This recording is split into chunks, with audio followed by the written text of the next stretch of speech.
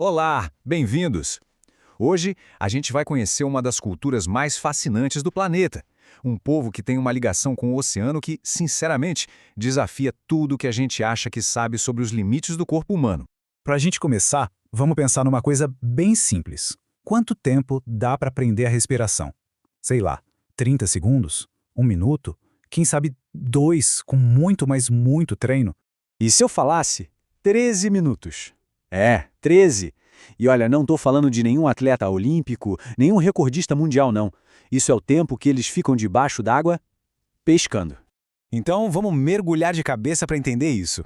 Para o povo Bajau, conhecidos como ciganos do mar, essa capacidade incrível é na verdade um modo de vida, algo que eles vêm aprimorando há milênios. Eles vivem literalmente sobre a água, tirando do mar tudo o que precisam. Mas, afinal, quem são eles e qual é o segredo por trás dessa habilidade quase sobre-humana? Bom, a nossa jornada para entender os Bajau começa lá no Sudeste Asiático, mais especificamente num lugar chamado Tawi-Tawi, um conjunto de ilhas bem no extremo sul das Filipinas. E aqui, olha só que interessante, existe um contraste gigante entre a fama do lugar e a realidade. Tawi-Tawi tem essa reputação de ser a área mais perigosa das Filipinas, sabe? Por causa da presença histórica de sequestradores. Só que a experiência de quem vai lá é totalmente o oposto. As pessoas encontram comunidades super amigáveis, acolhedoras, principalmente durante o Ramadã. É um lugar totalmente subestimado, que quase não vê turista. E a vida deles é algo de outro mundo. Pensa só, em vilarejos como Stancai, que eles chamam de Veneza do Sul, as casas são todas construídas sobre palafitas, em cima do oceano. A galera passa mais tempo no mar do que em terra firme, navegando naqueles barcos tradicionais, os lepa-lepa. Mas o curioso é que mesmo num lugar tão isolado, a modernidade dá um jeito de chegar. Hoje, a internet via Starlink já conecta essa comunidade com o resto do mundo. O que nos leva de volta àquela pergunta principal, né? Como eles conseguem fazer isso debaixo d'água? Será que é genética, uma dieta diferente ou alguma técnica secreta que só eles conhecem? Pois é, o ritual deles antes de mergulhar é surpreendentemente simples. Primeiro, eles acham um lugar que parece bom para pescar. Depois, dão uns 5 ou 6 assobios. Talvez para controlar a respiração, quem sabe? E aí é uma última respirada bem funda e pronto. Eles simplesmente descem para o fundo do mar. Então, qual é o grande segredo? A gente fica imaginando 1000 coisas, né? Mas quando perguntam para eles, a resposta dos próprios Bajau é muito direta. Não tem mágica, não tem dieta mirabolante, o segredo é a prática. Simples assim. Uma prática que começa na infância e eles levam para a vida toda, todo santo dia.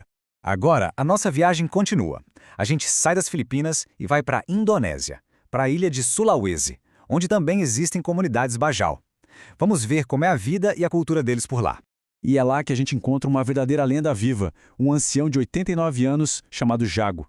As palavras dele resumem de uma forma perfeita a relação desse povo com o oceano. Para eles, o mar não é só um lugar, sabe? É como se fosse uma entidade viva, poderosa e, muitas vezes, bem perigosa. O Jago ficou bastante conhecido depois de aparecer num documentário da BBC. Ele é basicamente a personificação dessa conexão dos Bajau com o mar. Só que a história dele também tem um lado bem trágico. Ele perdeu o próprio filho para esse mesmo oceano que sempre sustentou sua família. Isso mostra o tamanho do respeito e também do cuidado que eles precisam ter com o mar. A história do povo Bajau é tão fluida quanto o próprio mar.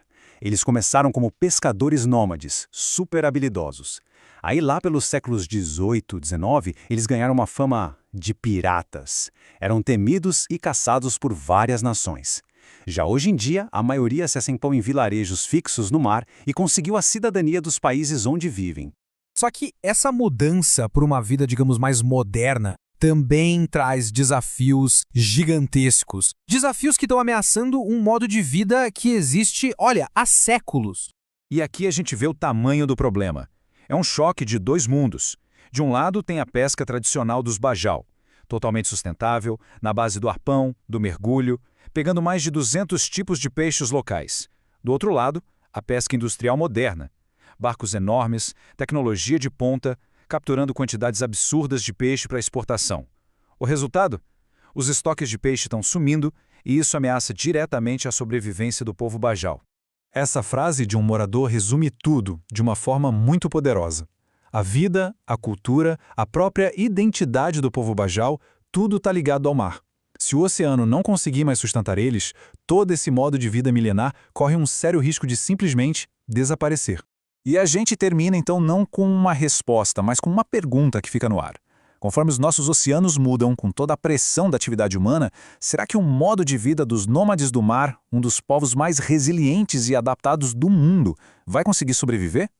É uma reflexão que fica para a gente pensar. Valeu por acompanhar essa história.